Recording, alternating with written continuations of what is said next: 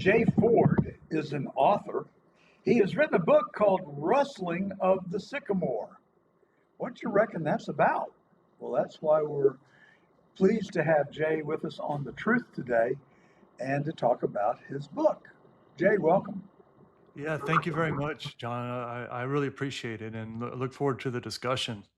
Well, so tell us about Rustling of the Sycamore and what are you trying to tell us? Yes, so a couple of things. First, I'm very much driving an initiative that I think is critical. Couldn't be more important, especially as we see this kind of culture war unfolding within the country. And it's around how do we get teenagers and young adults back to books, back to reading again. Because social media, I mean, it's just the numbers are staggering, the impact that it's having mentally, physically, culturally. And so, if you go even online, they have the U.S. Surgeon General. They just put out some statistics, and 95% of kids say that they use social media pretty significantly. The average is 3 to 4 hours. Some of them 6 to 7 to 8 hours a day. And then what's really interesting about it is a lot of them report that they have depression. A lot of them say that 65% of the content they see it impacts them negatively. And so, one of the most important things to me is how do we get kids reading? And of course, that's part of, this is not my first book. This is my fifth, sixth book, but this is Wow. the first one that I've used to approach that genre because I think the thing that's missing is really good content. A lot of the material that is out there over the last several years has become very agenda based. And what the teenagers that I was writing for or young adults, they're looking for things that are action, that are family, that have a lot of interesting things that are typical for traditional values, but also captures their attention, that makes them want to put down a device and actually pick up a book.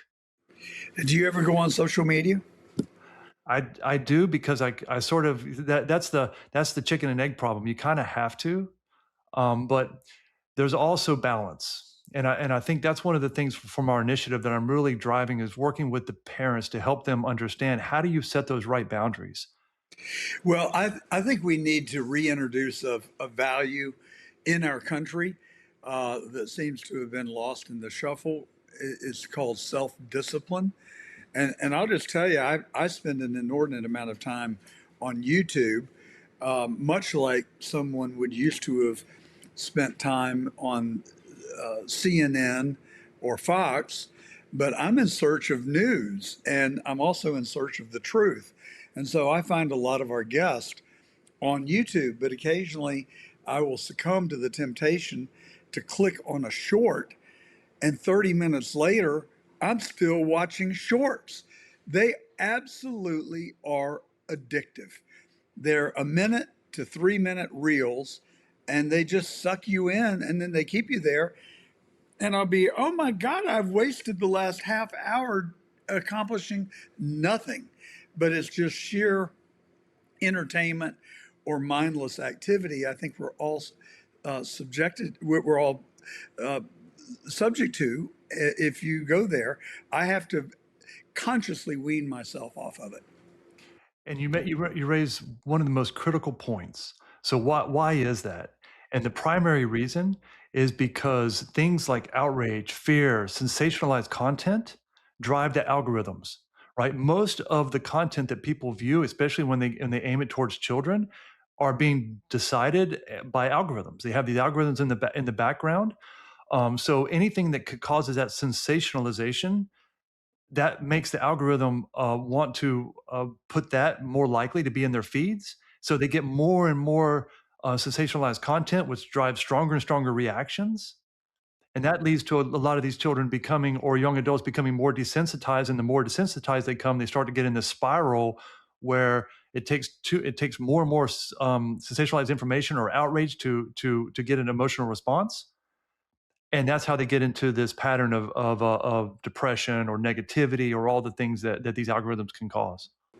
Well, we're trying to drive our YouTube subscribers and viewership. It's like watching paint dry. Could you be provocative or say something sensationally that marks of sensationalism or outrage so that we can get a higher percentage of viewers for today's show?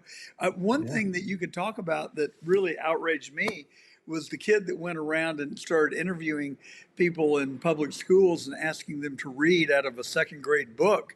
What happened to him? Well, and that's a great point because one of the studies that came out from the Surgeon General's office is that when parents read to children, especially up to the age of kindergarten, their vocabulary tends to be 300,000 more words than a kid that's never been read to. Wow. So, That's amazing. and Can you just most put of the on an Audible and let them listen to it? well, I mean, yeah, either way, but there's two good things that come out of that. One, it instills a Spending good time with the parent. good at spending time with the parent, exactly that connection, which is Yeah. very critical. And then also it creates a good habit. Now all of a sudden, it's sentimental for them to want to read a book because they did it with their parent, they did it with their father, their mother, their guardian. So those early life habits are critical for later life. Or maybe even your second grade teacher, which is my fondest memory in Yeah, school, after lunch every day. I think it was in the second, maybe the third grade, maybe all the grades, uh, at least in the early stages of grammar school, the teacher would read a book after lunch for about 30 minutes. And it was absolutely my favorite time of the day. it makes such a difference. And it's because of the way that you interact with the media. So your character building, your story building, your it's not instant gratification. It's and so there's so many different ways that it impacts the brain, the mental development, that makes it so much more of a sustainable way to get knowledge.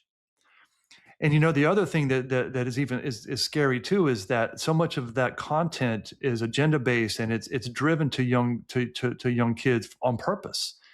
And a lot of times parents don't even realize what kind of stuff is influencing their children. And the worst part is it could be a complete lie. That's the thing in Yeah. today's social media. You can take a lie or something that's falsified or exaggerated and exemplify it times millions in a second.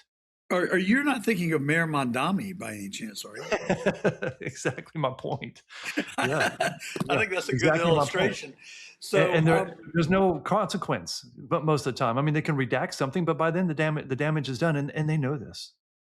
so what is your background, Jay? How did you stumble upon this societal issue that you're describing?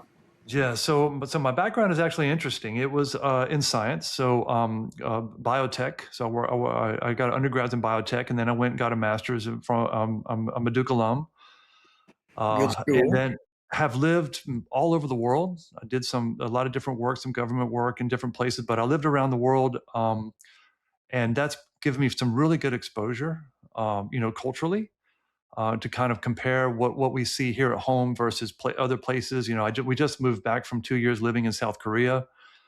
Um, Very interesting in South Korea. They've got the river that runs through the middle of the city. And on the weekends at night, they go and they set up libraries by the water with books and with Wow. chairs.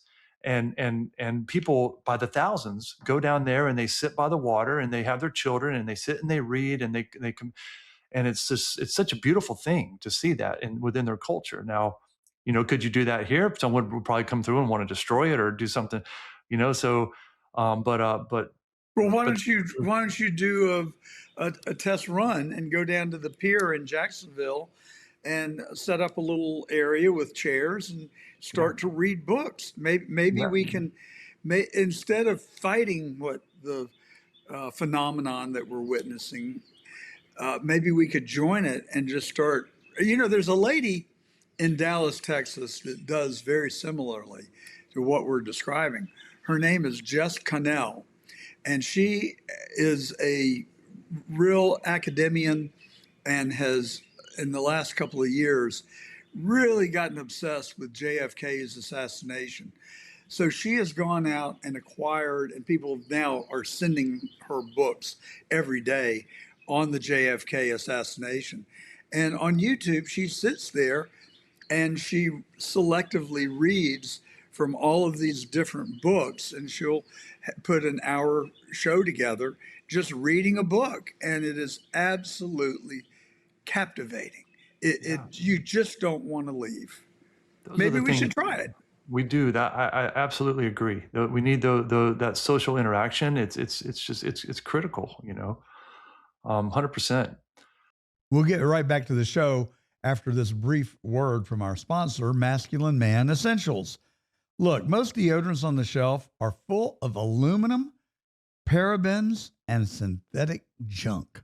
Masculine Man Essentials goes at it differently.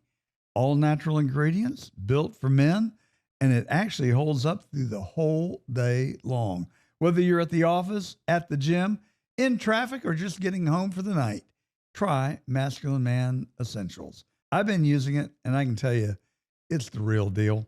Head to masculinemanessentials.com, grab yourself a 2-pack or a 4-pack, use the promo code TRUTH at the checkout to save on your first order, and the link is in today's show notes.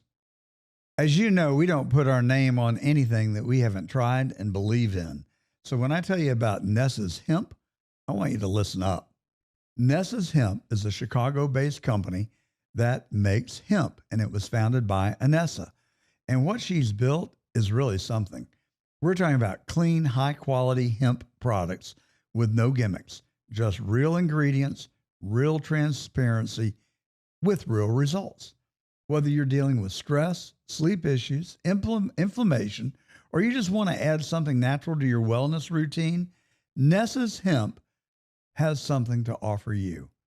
Head over to nessahemp.com, that's Nesas hemp.com, and check out what they've got.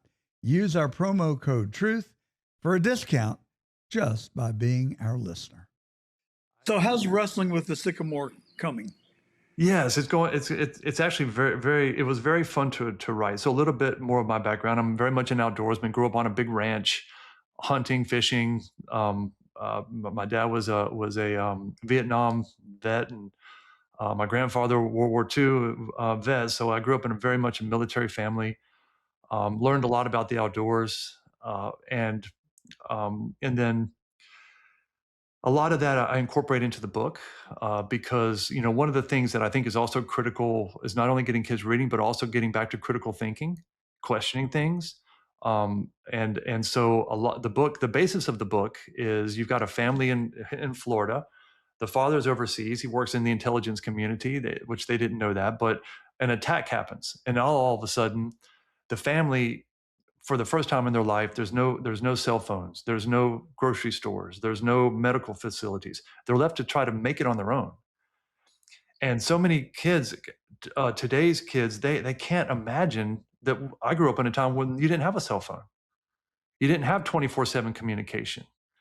And so it's so alien to them. So they're trying to figure out how to survive. The father is overseas. He knows that this has happened. He's stuck. He gets actually put into a POW camp, and so he gets stuck over. And so the family are trying to figure out how to get back together. And so it makes for a very interesting dynamic because the family now, the two sons and the daughter and the mother are trying to figure out, how do we survive?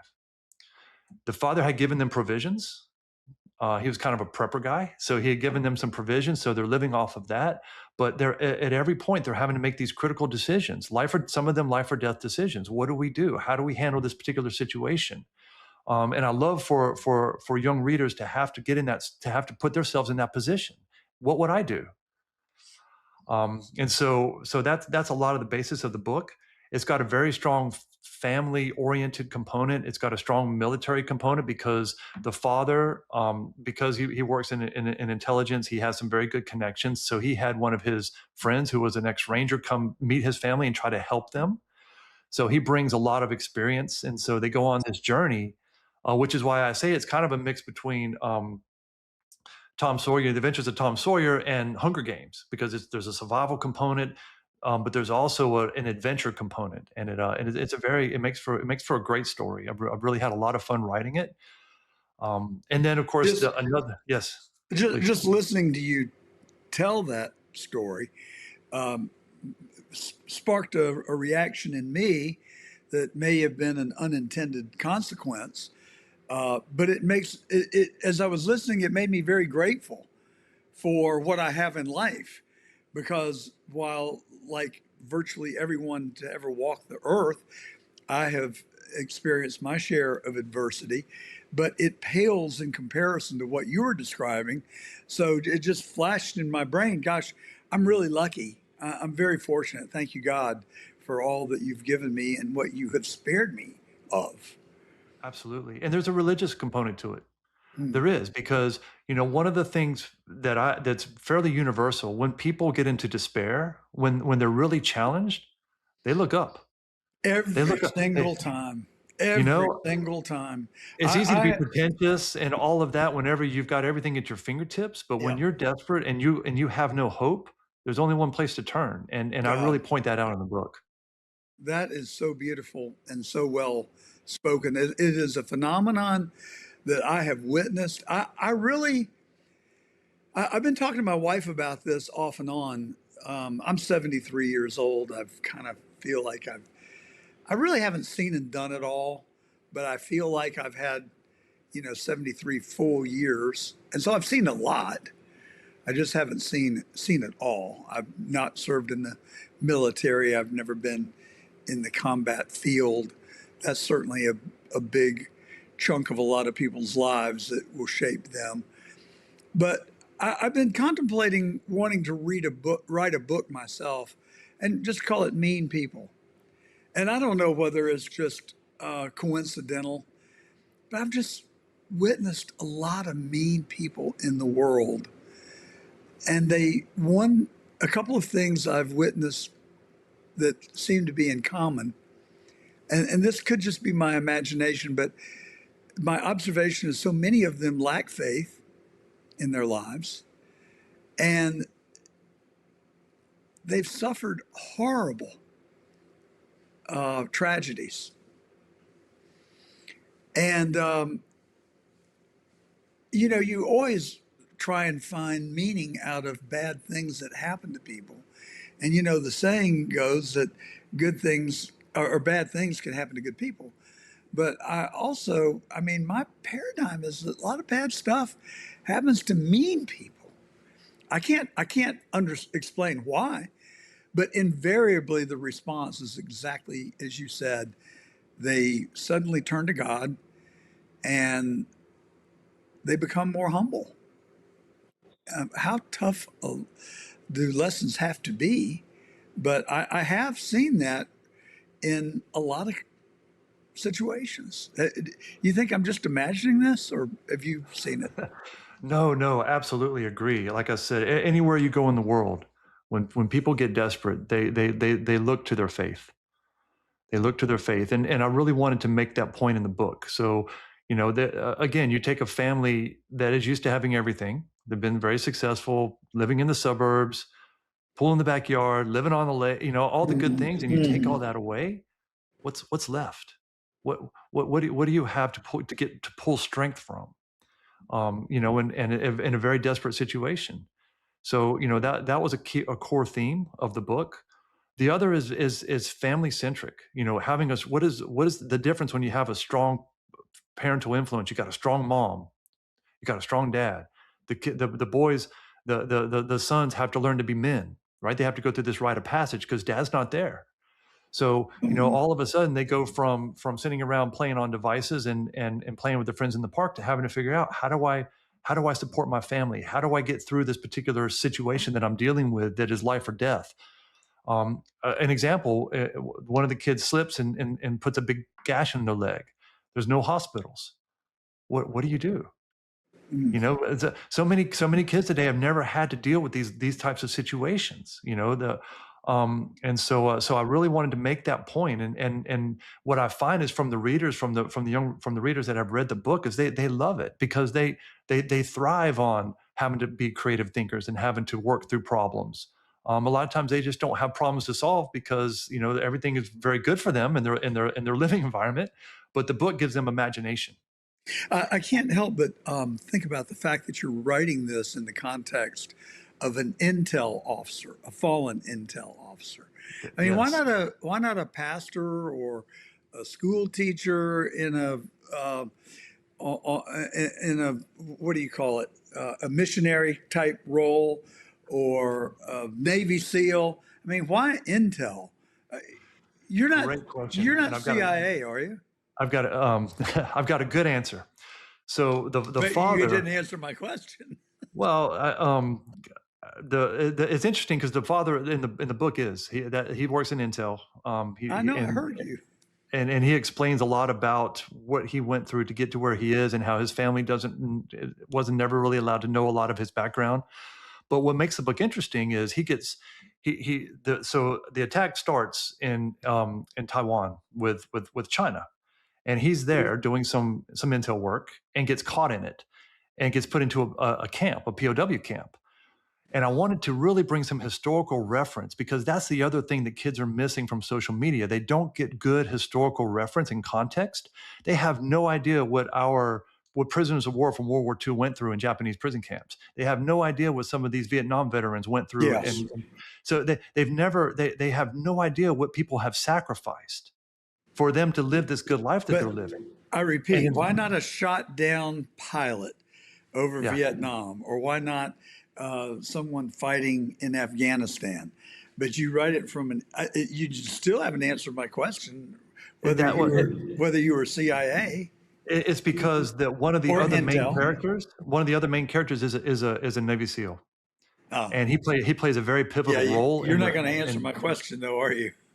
Well, no, I mean, Look, the book. the reason I ask is because Yeah. one of the themes that keep coming up in our program is that I am hyper focused on the alphabet agencies in this country, Yes. and I know we're getting off track here, but I will venture there just anyway. They do an awfully lot of good Yes. that gets masked over by the bad things that I think inhibit our alphabet agencies. I honestly believe that there are bad people in these agencies, and I don't know if they're rogue or sanctioned, but I think that they do horrible things that are against our Constitution, are against our U.S. laws. And there's no hierarchy. There's no supervision. There are no consequences, and there's unlimited money, and they are trained to lie and cover up. You're gonna And I love my see book. that repeated over and over and over again. Personally, I'm sick of it, frankly. Yeah. Um, You're going to love it because I call that out, and that's You another will- reason why I made him a part of the CIA is because I have that philosophical discussion in the book about how he's one of the good guys trying to do good things, but there's a bad contingency. yes, Yes. And he's caught because were they involved in what happened with the attack? Where you don't really he doesn't trust his own agency. Well, look, I have worked in a very large law firm, one of the largest law firms in Atlanta in the early 80s. I've worked for a Fortune 500 company. I've worked on a campaign for governor. Where else have I worked? I worked at Burger Chef as a kid. Yeah. In every one of those contexts, there were bad people. Yeah. There's always There was a been- guy in our law firm who I looked up to. I thought he was the greatest thing since, I thought he hung the moon, only to Yeah. find out later that he had ripped off some of his clients and stolen money from them out of their trust funds. Yeah. At the Fortune 500 company, there were people that were lazy and they would undermine the mission of the company. Yeah. And so, and we know that in the church, we found out that there are people that have abused and molested children, which for me is a red line. I think corporal punishment, nothing less would be appropriate for people that do that. I mean that Absolutely. sincerely. But so I think it would be naive of us to think that bad people don't infect There's bad people in my those story. organizations. But we need Yeah. accountability. Yeah. At some point, the adults have got to show up in the room. And Absolutely. I am delivering a talk on July the 8th to the Palm Beach Christian Men's Association. I don't know why they picked me, but I'm flattered to have been asked. And the title of the talk is, Can a Moral Nation Survive an Immoral or Amoral Government? And I think that we are approaching that point. I absolutely agree. I mean, there needs to be a massive cleanup, and it's happening on some levels. Yeah. Thank To you, your Tulsi point, Gabbard. yeah, there's good people out there doing good things, and I point this out in the book. But there's a contingency who are not, and who's gonna win that battle. But I think good wins in the end. It usually does in history. I agree. Yeah. So, but yeah, no, I talk about a lot of that, and I also address some of the wokeism stuff, Mm. because to me that's just gotten to be asinine. In the story, there's a young Marine who's surviving, and he runs into a young girl that was from South Korea that was at a boarding school, and helps her to survive. This is a girl who's never caught a fish, who was going to go to the art university in London and plays the cello, and all of a sudden now she's having to survive in a barn. And he's there and he makes it his mission to help this little girl. And so often, that we're here that men are bad or men are mean or patriarchy and all this stuff. And it's just, I just want to dispel so much of that, because there's so many good people out there, like this particular character in the story, who wants nothing more than to help this person, this young girl, get back to her family. Well, I think that really does express values that we should all aspire to for our country, and that we need to get back to Yeah. a family unit, and that should be celebrated. But you touch on a point that I give a lot of thought to, and that is the wokeism influence in our country. And, it's so nonsensical that I can't get my head around it. I mean, men playing in women's sports, tampons in boys' bathrooms, uh, legitimizing uh, abnormality, I would say. I mean, I'm sorry. I don't think that trans people, I don't know that it's a choice, but I don't know that it's not a choice. So, this guy in Texas running for the United States Senate, God save us, James Tallarico, wants us to believe that there are 6 genders of people. And I just consider that to be so offensive. It offends my intellect that we are to accept anything like that. Everybody knows that there's some men that have effeminate characteristics. We know that there are women who probably can whip my ass that are masculine in their demeanor. But to say that we're going to put tampons in boys' bathrooms, that we're going to allow men to play in women's sports, and that we're somehow going to create a class of people around transvestites, and we're going to push that thought process on younger people. I mean, there's some things I just don't think you do. I don't think agree. that children need to be exposed to that. Now, if a kid's got some psychological issues going on, I mean, being an adolescent, let's just face it, is tough. Those are very difficult years. And bullying is a reality. Hell, I was bullied when I was a kid. Growing up is tough. But solving a child's problems with a sex change, I don't know how to even characterize it. It's like telling 2 sick people to get in bed together, hoping that they're going to get well. It just doesn't work. And so I ask and I'm going on that tirade to get to the point that it is so nonsensical.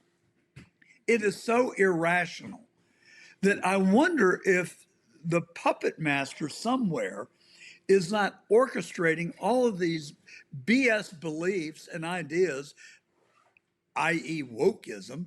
I mean, why don't we just change wokeism to be BSism? Because that's what it is. And it feels to me that it definitely has the effect of dividing us as a country. Is it intentional? That's the question. Is somebody pushing this stuff out on us to divide the American people, making it easier for some foreign state to come in and take us? Yeah, you would be. I think you would really appreciate how that's handled in my book and my story, because when you get into a survival situation, all that nonsensical baloney goes away. No one's fighting about their pronouns when they're just trying to figure out how they're going to survive that day and eat the next day. So, and I make that point quite often in the book that some of the things that like for instance this girl in this boarding school that she had been taught to think no, don't matter anymore. It don't matter anymore. What matters is they find a cow in a cow field and they're going to try to milk it. She's never milked a cow. She's never been near a cow. She has no idea, so all of a sudden she's having to focus on things that are real, survival, not what are my pronouns. Yeah, yeah. Well, I get the sense that there's something very subversive that is happening in this country because it's Yeah. the only intellectual conclusion that I can draw. I mean, saying that there's six genders and that men should compete in women's sports, it's like just tell me that today's really not Wednesday, that they're really 7 days of the week and you can just pick whatever day you want. I don't know. It's so illogical. I can't even come up with an appropriate metaphor to explain it. That's how absurd it is in my little John, brain. to me, it's follow the money. Yeah. So when you convince a young kid that they need change their sex, they become a customer for life Mm. with hormone therapy and all the things. Who's benefiting from that? Can you imagine someone being that demonic that they would do that to a child so they could profit from it? Parents have to decide, what do they want to influence their children? And there's no reason why a parent can't say at 7:30 at night for a half an hour, you're going to put down your device and you're going to pick up a book. That's just going to be your habit, like it or not, you're going to do it. And force kids to get into reading. And once they get the habit established, then they're going to want to, especially if they have good content. And the thing that's important about that is not just put the phone down beside the bed, because most of these kids are on chat platforms and their phones are going to be beeping, beeping, beeping, beeping. So they're going to be distracted. It needs to be a separation, a level of separation. The phone stays downstairs. Go read your book. When you're done, come back. So anything that we can do to encourage that is going to be very positive, I think, in the end, culturally for the country. Jay Foard, Rustling of the Sycamores. And we can find it where? On Amazon. Well, I'm going to go grab a book, start to read it. Maybe I'll take a siesta in the process. But thank you so much, Jay, for coming on with us today. Yeah, it's And a series. So this is the first book. Oh, good. Right. Of three. It's on a cliffhanger. So Then we'll have you back on at least 2 more times if you'll be gracious enough to join us. We really appreciate your coming on The Truth today. Have a great rest of your day. Thank you, Jay. nice to talk to you. Okay. Bye-bye now.